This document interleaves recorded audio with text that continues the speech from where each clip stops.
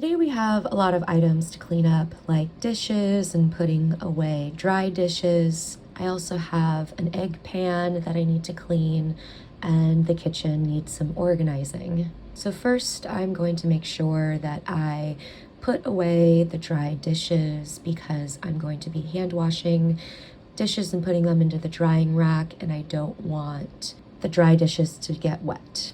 I then grab my gloves from underneath the sink to get ready to hand wash the dishes that need hand washing.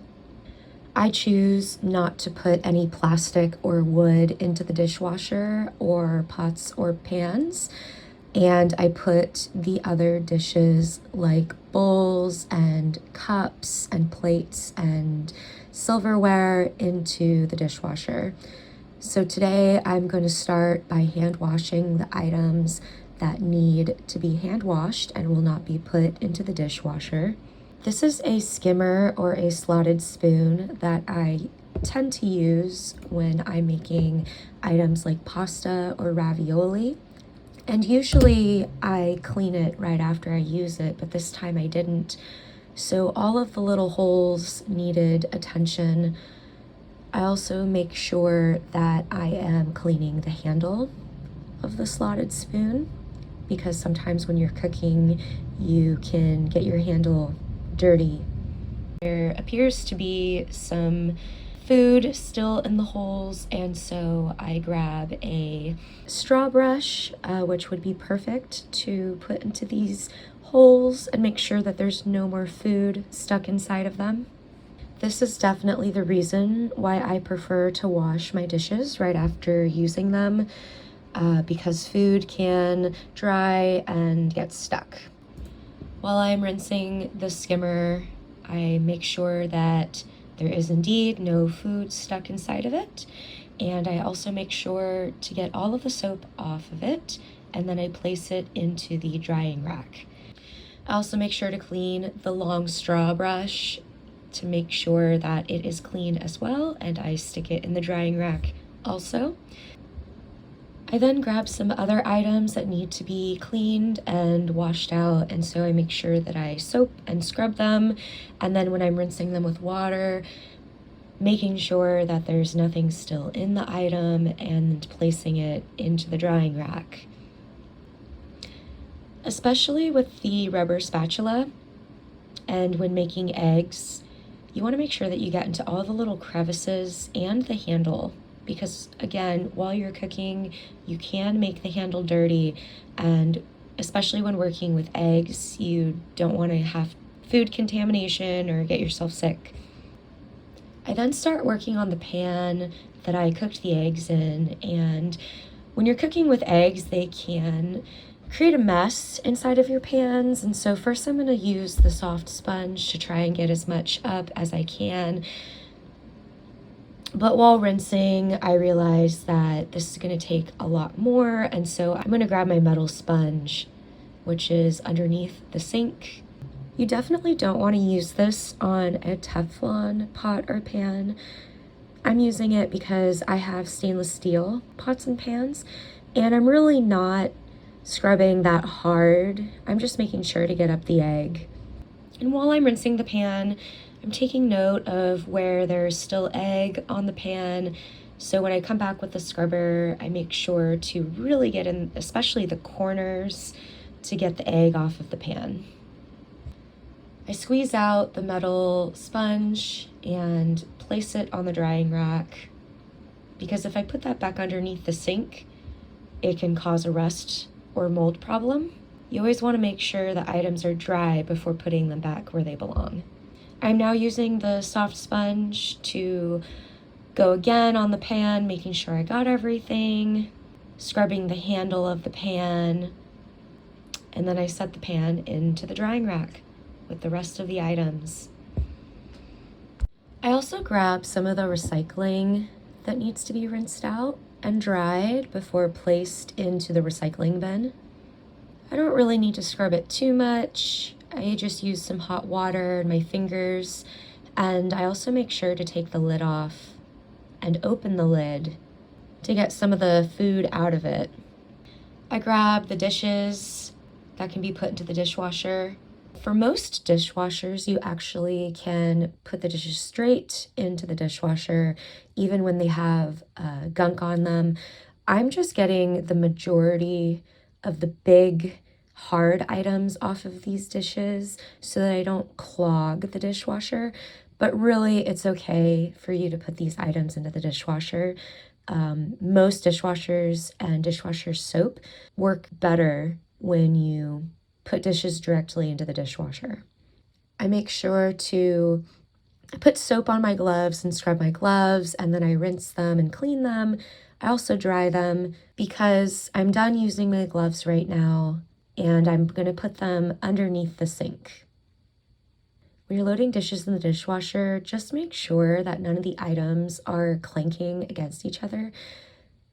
And that can be dangerous if you accidentally swallow some of the chips or maybe cut your lip when you're drinking out of a glass that's chipped.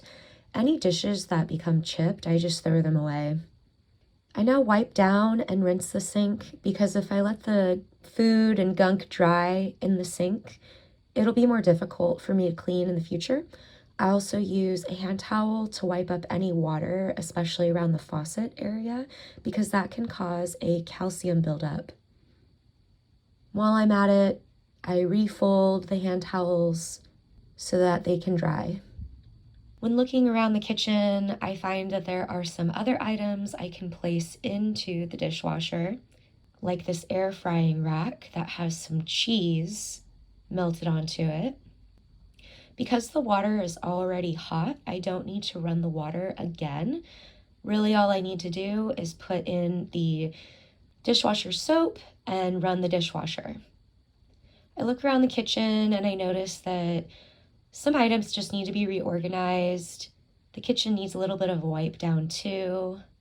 I make sure that my gloves are dry and I put them underneath the sink to store them.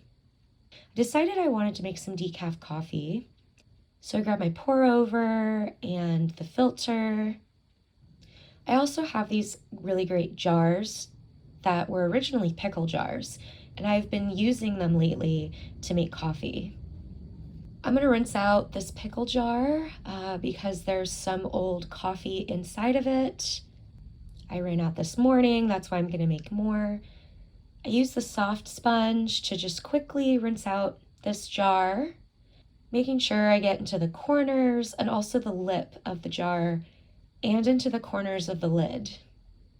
When I put the sponge back, I make sure to squeeze the sponge so that there's no water just sitting. That can cause a mold problem. And when you squeeze out your sponge and get the water out, your sponge can last longer. I rinse both the jar and the lid, making sure that I got all of the soap so I can now make my coffee. Again, I put soap on my gloves, rinse my gloves, dry them, make sure that they're dry, and then I put them underneath the sink. I grab a pot and also a clean plate and a ladle. I fill up the jar with filtered water, not from the sink.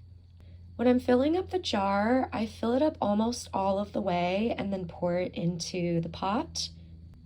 And then I also add more water into the pot because I'm going to rinse the filter before putting the coffee grounds in to get that paper taste out of my coffee. And also when you're bringing water to almost a boil, you're going to lose some of the water. While I'm waiting for the water to come to almost a boil, I check my mail. I'm using the ladle to saturate the filter to get that paper taste out of my coffee.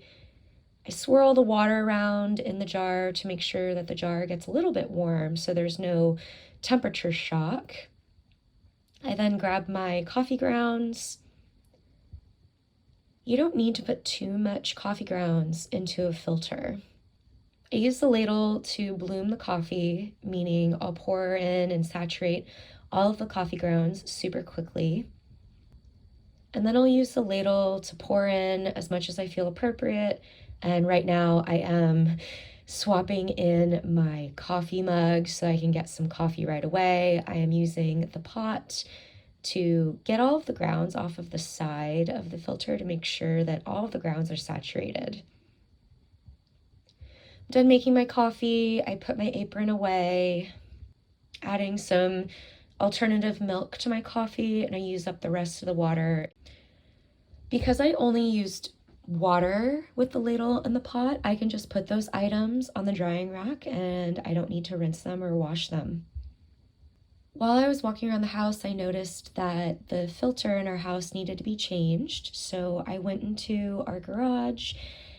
I make sure that the ladder safeties are completely down. I also make sure that the ladder is on a flat surface so I can safely walk up it.